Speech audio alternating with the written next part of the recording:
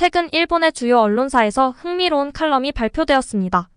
왜 한국 엔터테인먼트는 일본보다 훨씬 앞서 있는가? 라는 제목의 칼럼이었는데요. 이 칼럼이 발표된 후 일본 네티즌들의 반응은 정말 뜨거웠습니다. 그동안 일본 내에서도 한국의 드라마와 영화의 인기가 꾸준히 상승하고 있었기에 이 주제는 일본인들 사이에서도 민감한 이슈였습니다. 많은 사람들이 이 칼럼을 보며 다양한 의견을 내놓았고 서로 상반된 주장을 펼치며 논쟁을 벌였죠. 안녕하세요, 여러분. 오늘은 한국 엔터테인먼트가 일본을 어떻게 앞서고 있는지에 대한 이야기를 나눠볼까 합니다. 특히 일본의 칼럼에서 언급된 다양한 관점을 바탕으로 일본 네티즌들의 솔직한 반응까지 살펴보려고 해요. 일본의 아마존 프라임 비디오 오리지널 콘텐츠 제작 책임자인 하야카와 타카유키 씨가 직접 밝힌 의견도 흥미로운데요. 그는 한국의 엔터테인먼트 업계는 자본의 논리로 움직이는 하부 구조와 그 하부 구조를 구동하는 체계를 이미 잘 갖추고 있다며 이 점이 일본과의 큰 차이라고 설명했습니다. 저도 사실 이 칼럼을 읽고 여러 가지 생각이 들었어요. 대체 한국의 어떤 점이 일본보다 훨씬 앞서 있다고 보는 걸까요? 그리고 일본 네티즌들은 이에 대해 어떤 반응을 보였을까요? 이 이야기를 통해 한일 양국의 엔터테인먼트 산업을 비교하면서 우리가 몰랐던 새로운 관점들을 알아보겠습니다. 하야카와 씨의 칼럼은 꽤 구체적이었습니다.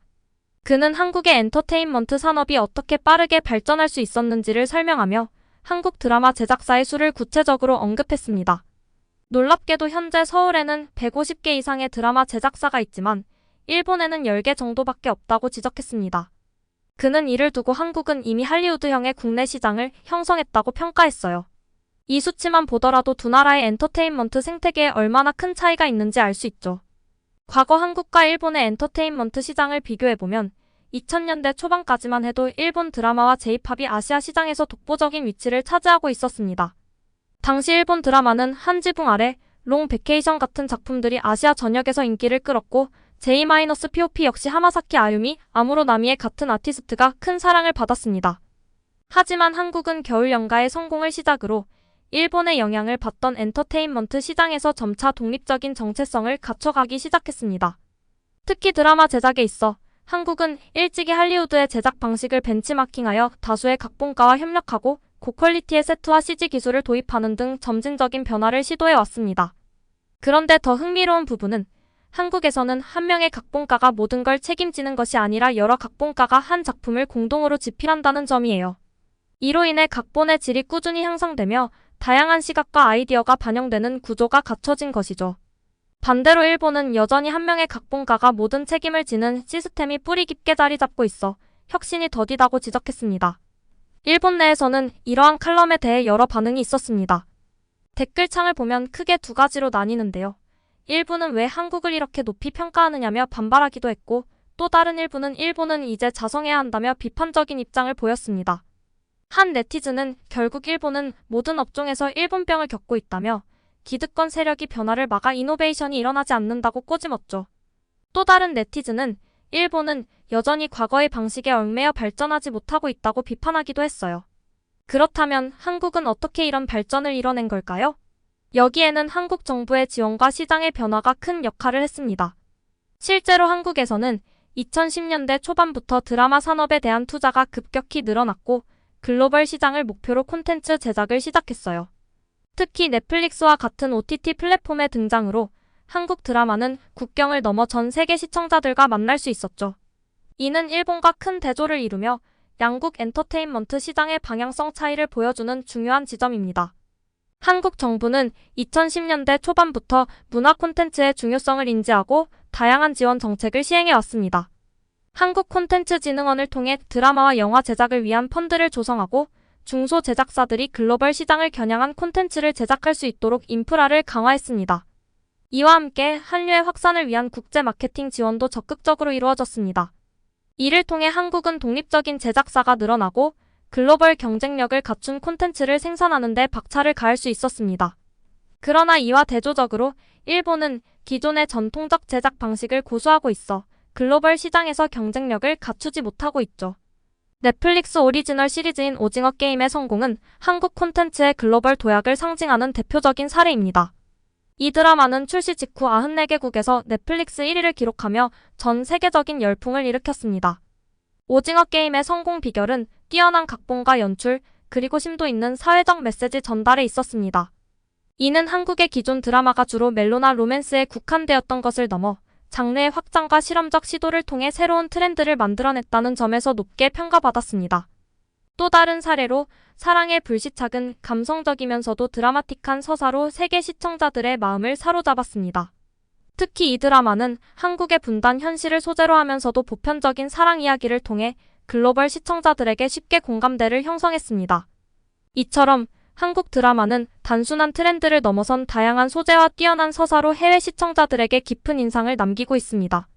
한국 드라마와 K-팝의 성공은 단순한 엔터테인먼트 산업을 넘어 경제 전반에 걸쳐 긍정적인 영향을 미치고 있습니다. 한국관광공사의 자료에 따르면 사랑의 불시착의 인기에 힘입어 드라마 촬영지였던 강원도의 한 관광지는 한 해에만 3배 이상의 관광객 증가를 기록했습니다. 또한 K-팝의 인기는 K-뷰티와 K-푸드의 글로벌화에도 큰 기여를 했습니다. 한류는 이제 단순한 콘텐츠 수출이 아니라 한국의 문화와 라이프 스타일을 세계에 전파하는 강력한 파급력을 가지고 있습니다. 사실 이 칼럼이 일본 네티즌 사이에서 큰 논란이 된 이유는 단순히 엔터테인먼트 산업의 발전을 넘어 한일 간의 경쟁 심리 때문이기도 합니다. 일본이 과거의 아시아 엔터테인먼트의 중심이었을 때 한국은 일본의 문화를 수입하며 발전해왔죠. 하지만 이제는 상황이 역전되었습니다. 한국의 콘텐츠가 전 세계적으로 인정받고 각종 OTT 플랫폼에서 한국 드라마가 주요 히트작으로 자리 잡으면서 일본은 위기감을 느낄 수밖에 없었던 것이죠. 이 과정에서 한국은 해외 시장을 겨냥한 전략을 적극적으로 펼쳤습니다. 예를 들어 한국 드라마는 항상 전 세계 시청자들의 취향을 고려하며 영화 같은 고퀄리티 영상미를 추구해왔어요. 반면 일본은 여전히 국내 시청자들에게 맞춘 드라마 제작 방식을 고수하고 있죠. 한 네티즌은 이를 두고 일본 드라마는 일본 국내용으로만 제작되지만 한국 드라마는 처음부터 해외를 겨냥해 만들어진다. 이는 영상미와 연출의 차이로 드러난다라고 설명했습니다. 이런 점들이 결국 두 나라의 콘텐츠 질적 차이를 만들어낸 셈이죠. 한국과 일본의 팬덤 문화에도 큰 차이가 있습니다. 일본의 팬덤은 오랜 전통과 깊이 있는 팬 문화를 가지고 있지만 일부 한정된 마니아층을 겨냥하는 경향이 강합니다.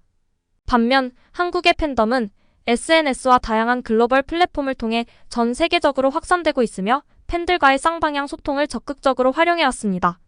BTS의 팬덤 아미가 전 세계에서 다양한 캠페인을 벌이며 단순한 소비자가 아닌 적극적인 서포터로 활동하는 것이 대표적인 사례죠. 이처럼 한국 엔터테인먼트의 성공은 단순히 자본과 시스템의 차이만이 아니라 글로벌 시장을 겨냥한 전략적 접근과 끊임없는 혁신의 결과였습니다. 일본 네티즌들 사이에서 벌어진 논쟁은 단순한 자존심 문제를 넘어 일본이 진지하게 고민해야 할 문제임을 보여주고 있었죠. 결국 일본에서 시작된 이 칼럼은 한국 엔터테인먼트의 성공을 둘러싼 깊은 논의를 불러일으켰습니다. 일본 내에서 왜 한국이 우리보다 더 앞서 있는가라는 질문을 두고 많은 이들이 다양한 관점을 제시했죠. 하지만 이를 통해 분명히 드러난 것은 한국이 글로벌 시장을 겨냥해 세계적인 변화를 추진해왔고 그 결과 전 세계에서 큰 성공을 거두었다는 사실이었습니다. 반대로 일본은 여전히 과거의 방식과 시스템에 머물러 있으며 이로 인해 혁신이 정체되고 있다는 점이었습니다. 일본 내에서도 이러한 한국의 성공에 자극을 받은 변화의 움직임이 조금씩 나타나고 있습니다. 최근 일부 일본 기획사들은 한국형 아이돌 시스템을 벤치마킹해 체계적인 트레이닝 시스템과 오디션 프로그램을 도입하려는 시도를 하고 있습니다.